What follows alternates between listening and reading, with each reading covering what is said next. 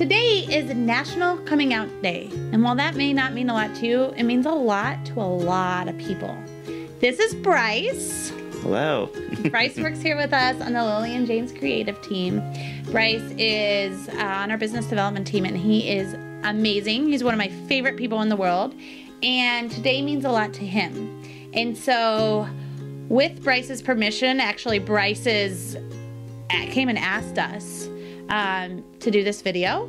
We're gonna just kind of talk about his experiences and how he got to be the confident guy that everybody loves today from where he was, because I think we've made it very clear we really focus on diversity and inclusion here at Lily and James, but what does that look like to us? And I think telling stories like this of our staff really allows you to see what maybe is going on at your business.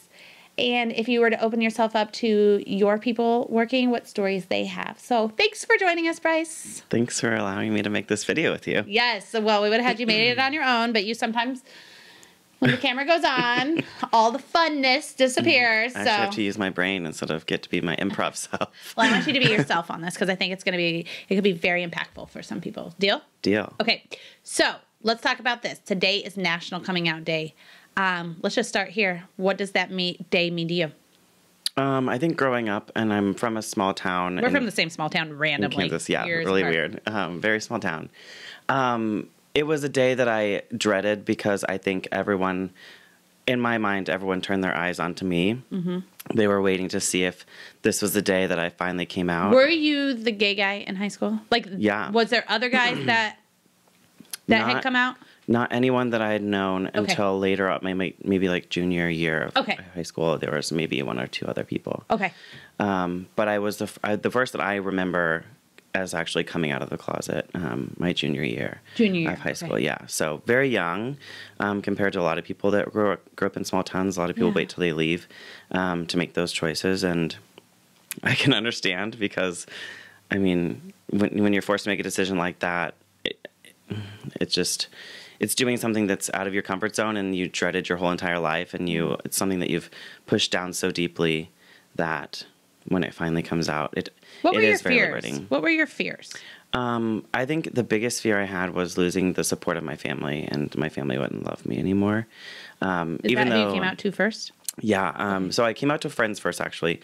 And then eventually my cousin, who's my age, and then eventually go back to my aunt and then to my mom. So it was time, I think, to come out to my mom, and I was more than ready because I've had a very close relationship with my mom my entire life, and she's done everything in her power to support me. So I just kind of thought I owed her that respect. What was her reaction? She asked me why I didn't tell her sooner. That's what I think my mama knows, right? Mm-hmm. When did you know? I think you always know. So to some level, you have some sort of understanding that you're different from others. Mm-hmm. Even back to when I was young, playing on the playground, I wasn't interested in playing maybe like the rough contact sports the guys were playing, but I also couldn't relate to girls just because you're still a boy. Yeah.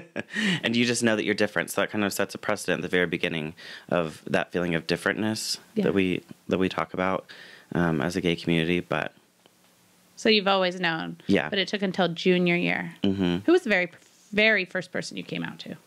Oh, man. It was my friend Aubrey Smethers. Okay. And she... Shout out to Aubrey. Yeah, thanks, Aubrey. Was always a really good friend and told me that she would support me even if I ever wanted to tell her that I was gay.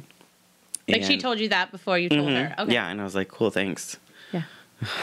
What are you talking about, Aubrey? I'm still straight, like, bro. But... So it was on a field trip, and we were actually like on the middle, like the back of the bus, sitting in the seat, and I was like, "Oh, it was my sophomore, junior year." So it was right on track. Mm-hmm. Okay. So that was the very first person I told, and it was like a feeling of like your blood is boiling, you don't know how they're going to react, and you're in a very public scene. I was on the school bus. Yeah. So, and on a field trip. So there's parents there, like, oh my gosh. So it was just a very overwhelming experience, and I don't think I've faced anything like that ever in my life since then. So did anything bad happen for coming out? Yeah, so I've actually had quite a few really rough relationships since then. I think that everyone everyone has a different family dynamic. Everyone's families have come from different beliefs, and everyone's families have different religions. It's just a different dynamic in every family. So even if it is like the perfect coming out story, like your parents are both supportive, it was still something that you had to overcome yourself. So yes, I've had really rocky relationships with people very close to me. Is your dad in the picture? Yeah, he is. We've actually patched up our relationship pretty well throughout my adult life. Was it tough for him when you came out to him? Yeah, I think for a lot of dads, it's tough. Yeah. Just because they're raised to be the tough, non-emotional person. Yeah. And when their son is maybe more emotional and they're doing things that aren't the typical male stereotypical things, it's hard. They don't know what to do. Yeah. And they don't know if it's their fault. They're confused. They don't know how to move forward with that relationship. So they kind of maybe distance themselves. Yeah. And I forgive my dad for anything that happened between us, for myself and also for our relationship. But it was very hard time for our family at that time. You have a stepdad. Mm-hmm. And they weren't already married before you came? Correct. Right. So he's met you. It was just on the table. So there was no weird there was no surprise. There. I was 25 when I met my stepdad. So cool. And always just related to him too. Mm-hmm. I've seen you guys relate. So they have a really cool relationship. He seems like he'd be supportive of a lot of things, which is cool. Do you wish you had come out sooner or later? If I could go back, and I don't say that I have any regrets, but I do wish the way that I came out to my dad could have been handled differently. It was, I think it was forced upon me to come out in a public setting in front of my two brothers who did not know either, and my two step siblings who didn't know. So it was in a restaurant, and it was due to someone posting on my MySpace at the time. Shout out to MySpace. Still got a MySpace. I don't know if I can even find it. I don't know if I want to find it. The last picture I posted on MySpace was me and Vanilla Ice. I had met him at a bar. That's about all I got for you right there. So someone had posted on your MySpace. Mm-hmm. And this is before we really knew the influence of social. Yeah. Yeah. So this was, and this is before like a lot of the online bullying that we're seeing now. Yeah. But it was someone that posted on my MySpace about having someone that they had wanted me to meet. They thought we'd be good together. So there was no messenger on MySpace? I'm confused. Write me a letter, do anything. Smoke signal? Yeah. Okay, so someone saw that and told your dad? My dad saw that. Ooh. Yeah, and asked me about it very in openly. Front of everybody. Mm-hmm. And it was probably the worst day of my life, honestly. The reaction was, you always want to hope. You always have in the back of your head, you're like, this is going to go really badly, but you really, really, really hope that it goes really well. Yeah. Because at the end of the day, all you have is your parents and family that really are there to support you. So that was the hardest day of my life. We had a very candid conversation about what my outlook on life would be as a gay man. Obviously, that wasn't true. And I'm sure he would tell you the same. He was just scared for me, I think. So. Well, it was probably something he didn't understand. Yeah. Not that makes it right, but. Or his experience with other LGBTQ people, where that they get AIDS and die. That's what the stereotype was. I feel like sometimes in the older generation, they just didn't have the resources to learn about everything and meet as many types of people. And so, I kind of fight that with my own dad sometimes and getting him to see things from a different perspective. So right. I think that comes along with it. Your mom and dad were already divorced by the time you came out, right? Yes. So you had your mom's support, but unfortunately she wasn't there to lean. Well, she was probably there to lean on, but not to lean on your dad going. Mm-hmm. Okay. I did have the support of my stepmom, which helped a lot as well. Well, that's cool. Okay, so there's stepmom. Oh, it's because step siblings. That all makes sense. If you were somebody that is watching this video and they are scared to do that, they are scared to come out and say who they are and be authentic to themselves, even though it was tough, even though it was hard, what's the number one piece of advice you would give that person? I would say have a really, really good backup plan. What does that mean?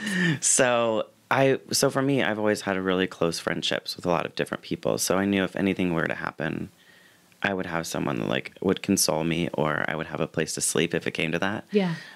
So just having a really solid support system. And even if you don't have that, there are so many places, like even in Kansas City, that people can go for support, whether that be counseling or if you're now a homeless person, a young child. Yeah. People are coming out younger and younger, which is so exciting. But just having the plan in place, I'm a very planned out person, like checklist, which very much different. People love or hate. But I just wanted to make sure that I had my bases covered. Okay. I had the most amount of knowledge I could about what is the proper way to do this. Is there any proper way to do it? I think there's, you have some options. Yeah. I mean, for me, I'm a very relatable person, so I'm going to come at you in a way that I think you will react in the best.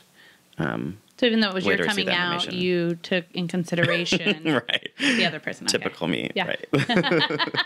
Right. So just making sure it's like a safe environment, and if it's your parents and they react a certain way, maybe don't do it the way that makes them react. Yeah, do it in a way like let's have a conversation. This is serious. I want to get this off my chest because you're truly causing yourself emotional damage and trauma by holding on to those things. Yeah. Mm-hmm. Do you feel like most people, except for it sounds like your dad, and maybe he just didn't want to see it, do you feel like most people already knew? Yeah. 100%. I can't imagine knowing it. What is the number one, stereotype of being a gay man that you're just like, just get to know me first? What's that number one stereotype? There's a few. Yeah. I'll go through a few. Okay, just go through quick a few. Ones. That gay men are eccentric and they're always the best at what they do.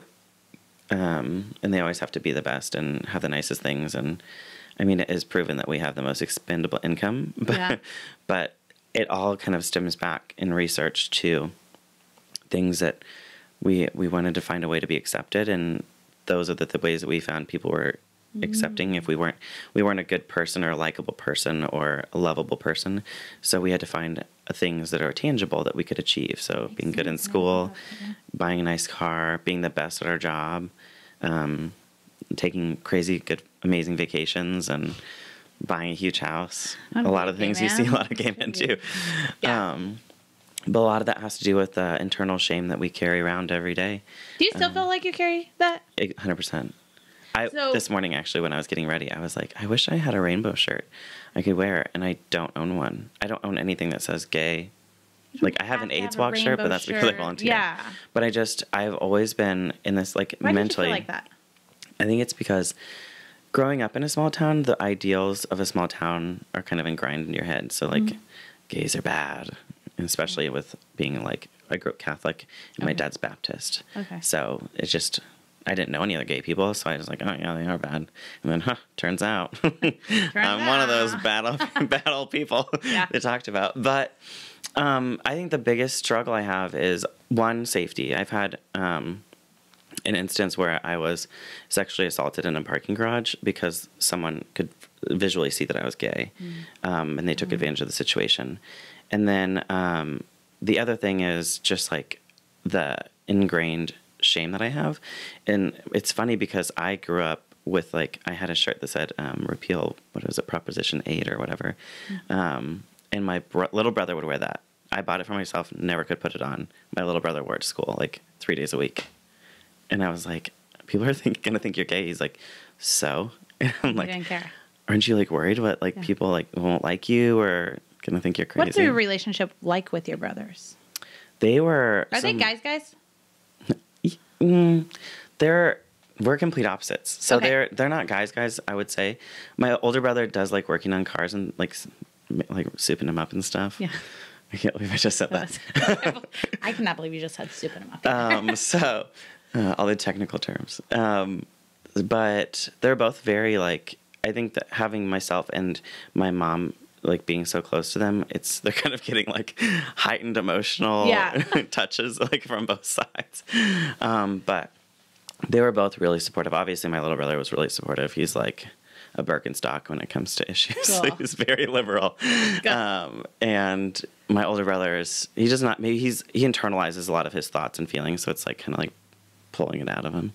But he's always been very supportive. The night that I came out to my dad and it didn't go as planned, he was there, like, as I was bawling, locked myself in the bathroom. He came in and, like, just held me.